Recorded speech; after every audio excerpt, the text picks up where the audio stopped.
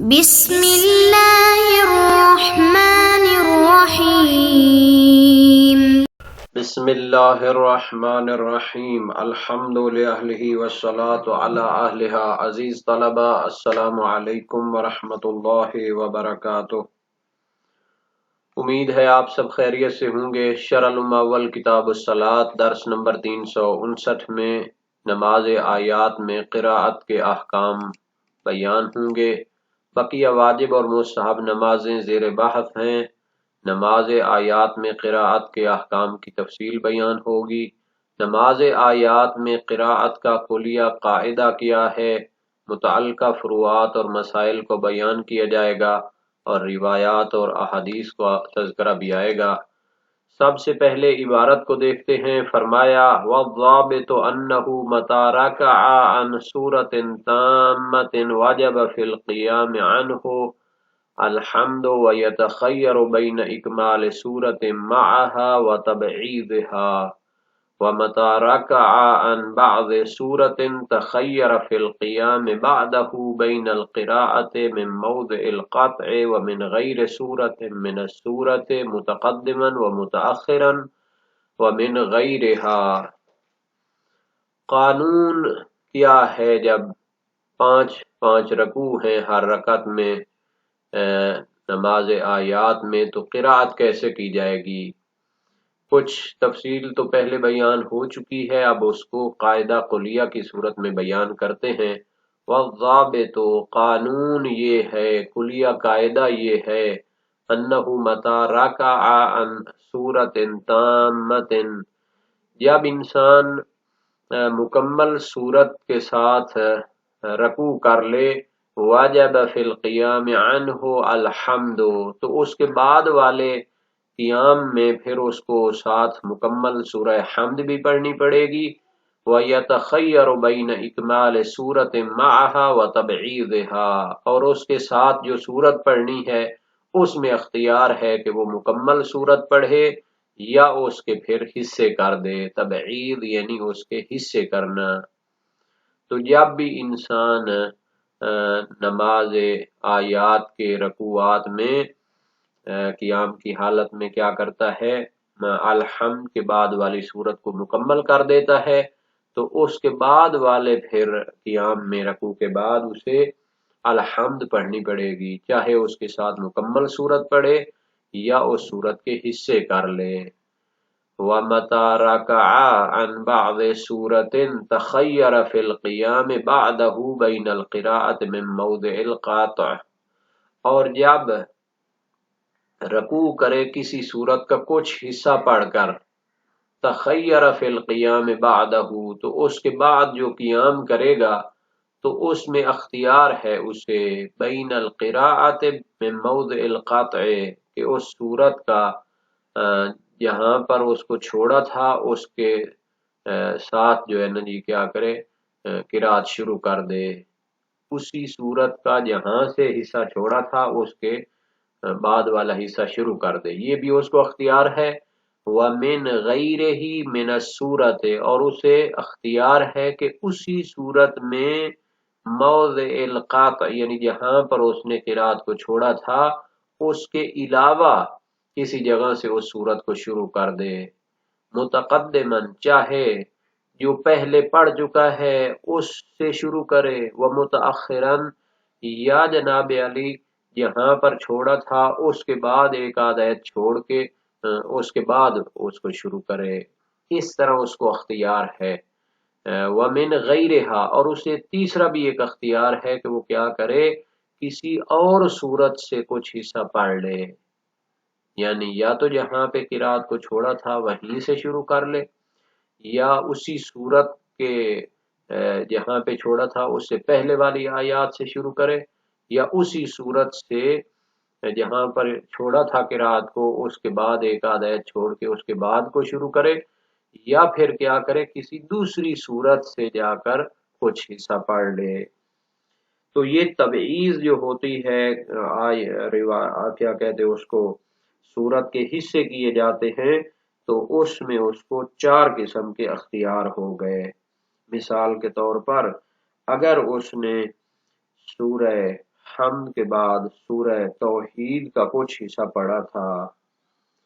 مثلا قل ہو اللہ کو شروع کیا تھا، اللہ الصمد تک پڑھا اور رکوع کر لیا، تو جب رکوع سے سر اٹھائے گا تو لم یلد ولم یولد کو پڑھے دوسرے قیام میں اور رکوع کر لے، اور لم یکن لہ کفوا احد کو تیسرے قیام میں پڑھ لے، اور تیسرے اور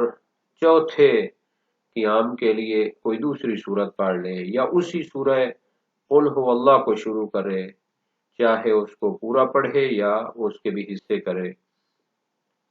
اور اگر دوسرے قیام میں دوبارہ بسم اللہ الرحمن الرحیم قل ہو اللہ احد پہلی قیام میں بھی اس کو پڑھا ہوا تھا، تو اللہ الصمد پہلے جہاں پر رکا تھا وہ اللہ الصمد تھا، تو اگر اس میں قل ہو اللہ احد کہنا چاہتا ہے تو یہاں تک بھی کافی ہوگا، اور اگر دوسرے قیام میں وَلَمْ يَكُنْ لَهُ كُفُوًا احد کہے اور وَلَمْ يَلِدْ وَلَمْ يُولَدْ نہ کہے تو بھی اس کو اختیار ہے۔ اور اگر دوسرے قیام میں کوئی اور صورت پڑھنا چاہتا ہے، مثلا اِنَّا أَنزَلْنَاهُ فِي لَيْلَةِ الْقَدْرِ کو شروع کرنا چاہتا ہے تو بھی اس کے لیے اختیار ہے، لیکن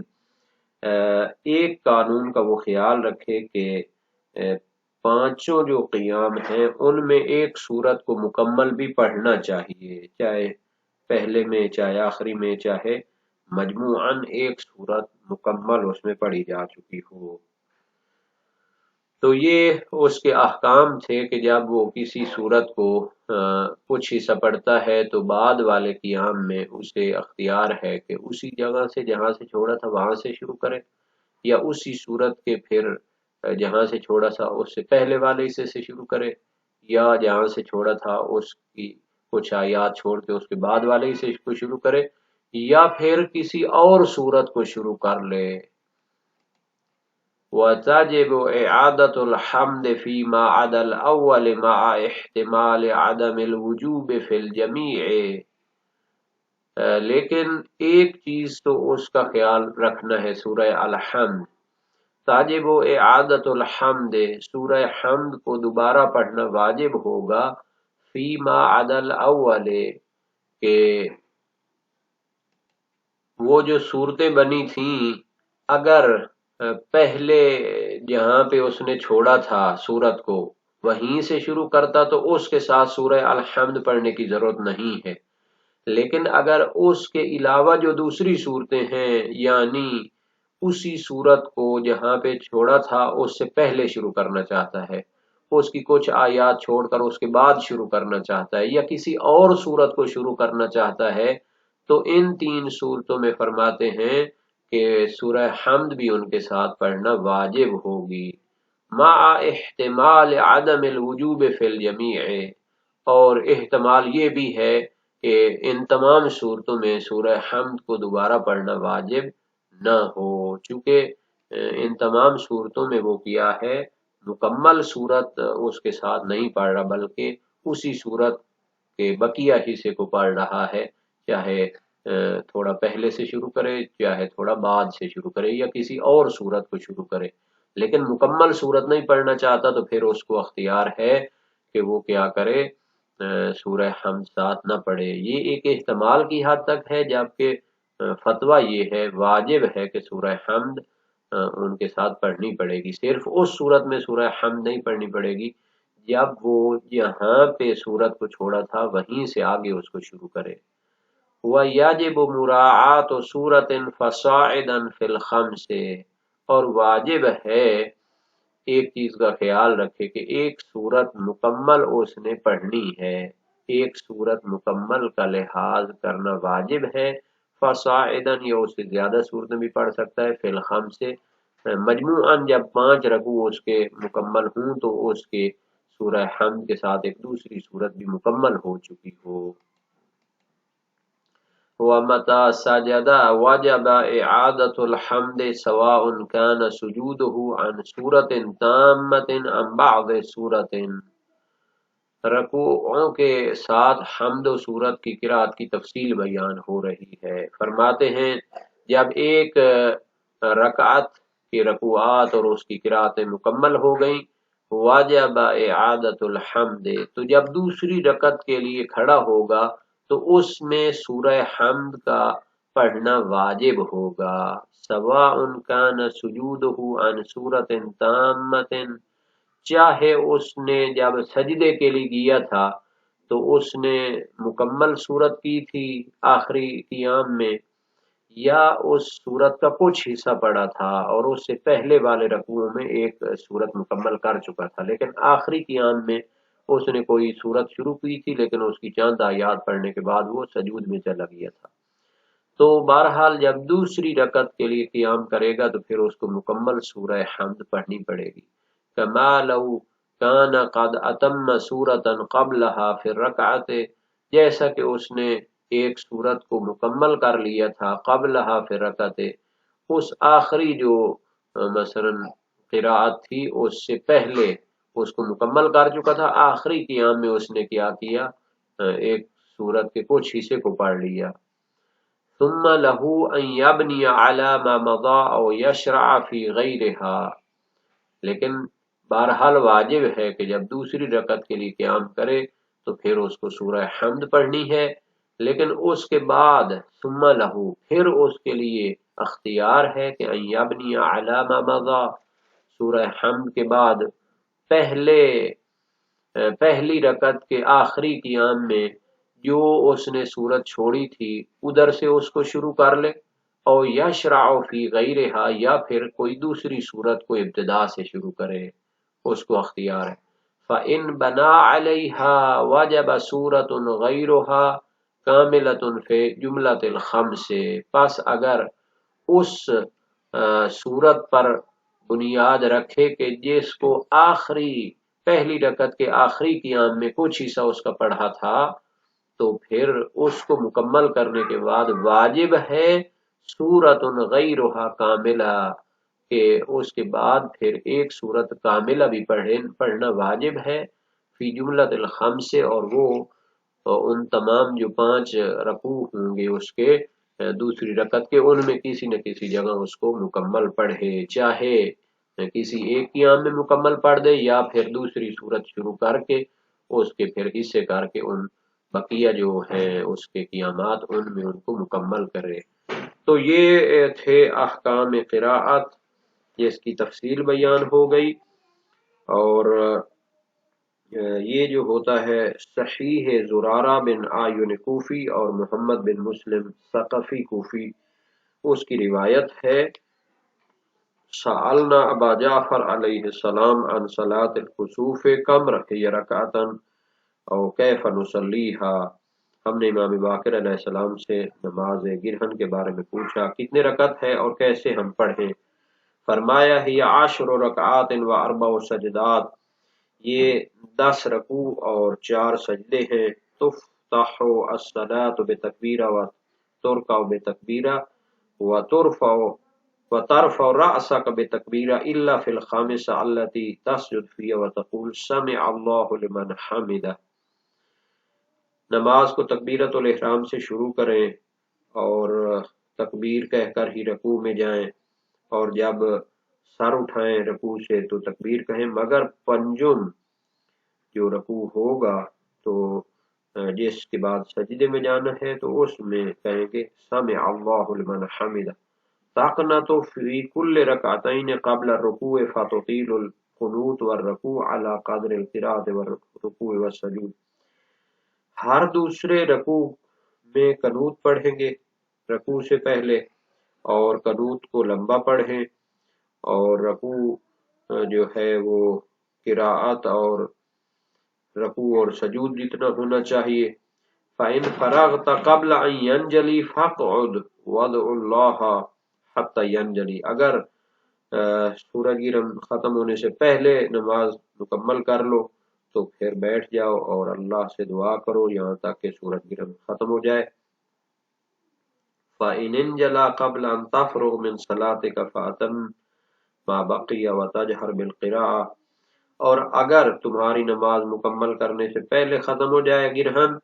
تو پھر جو باقی رہتی ہے نماز اس کو مکمل کرو اور قراءت میں بلند آواز رکھو۔ قلت کیف القراءۃ فیہا، میں نے عرض کی قرات کیسے کریں؟ فرمایا ان قرأت سورۃ فی کل رکعۃ فقرأ فاتحۃ الکتاب، اگر ہر رکوع میں سورت پڑھنی ہے مکمل تو پھر سورہ فاتحہ بھی پڑھیں۔ فإن نقصت من السور شيئا فقرأ من حيث نقصت ولا تقرأ فاتحۃ الکتاب، اور اگر صورتوں کے حصے کر کے پڑھو تو پھر جہاں سے اس کو چھوڑا تھا وہیں سے پڑھ لو، اور سورہ فاتحہ پھر دوبارہ پڑھنے کی ضرورت نہیں ہوگی۔ فرمایا وَكَانَ يُسْتَحَبُّ أَن يَقْرَأَ فِيهَا بِالْكَهْفِ وَالْحَجَرِ، اور مستحب ہے کہ اس میں سورہ کہف و سورہ حجر پڑھی جائے۔ إِلَّا أَن يَكُونَ إِمَامًا يَشُقُّ عَلَى مَنْ خَلْفَهُ، مگر یہ کہ وہ جماعت کرا رہا ہو اور اس کے ساتھ پڑھنے والوں کے لیے سخت ہو، یعنی سورہ کہف اور سورہ حجر جیسی لمبی صورتیں پڑھنا۔ وَإِنِ اسْتَطَعْتَ أَن تَكُونَ صَلَاتَكَ بَارِزًا لَا يَجُنُّكَ بَيْتٌ فَافْعَلْ، اور اگر کر سکو کہ تمہاری نماز کھلے آسمان تلے ہو اور یعنی چھت کے نیچے نہ ہو، لا یجنُّکَ بیتٌ یعنی تمہارے اوپر کسی کمرے کی چھت نہ ہو اور تمہیں اس نے ڈھانپ نہ رکھا ہو، فافعل تو ایسا کرو۔ وصلاۃ کسوف الشمس اطول من صلاۃ کسوف القمر، اور سورج گرہن کی نماز چاند گرہن سے کی نماز سے زیادہ طولانی ہو۔ وہما سواء فی القراءۃ والرکوع والسجود، اگرچہ ان کی قراءت رکوع اور سجود میں برابر ہوتے ہیں۔ باب نمبر 7 ابواب صلاۃ کسوف وسائل الشیعہ میں یہ حدیث موجود ہے، اور اس سے ظاہر ہوتا ہے کہ قراءت واجب ہے جہاں سے سورت کو چھوڑا ہو، اور یہ شہید اول و ثانی کے نظریے پر حجت ہے کہ وہ قراءت کو جس جگہ سے بھی چاہیں سورت کہ وہ جائز قرار دیتے ہیں، یعنی یہاں سے چھوڑا تھا اس سے پہلے اس کے بعد میں وہ جائز قرار دیتے ہیں، تو ان کے نظریے کے خلاف ہے یہ۔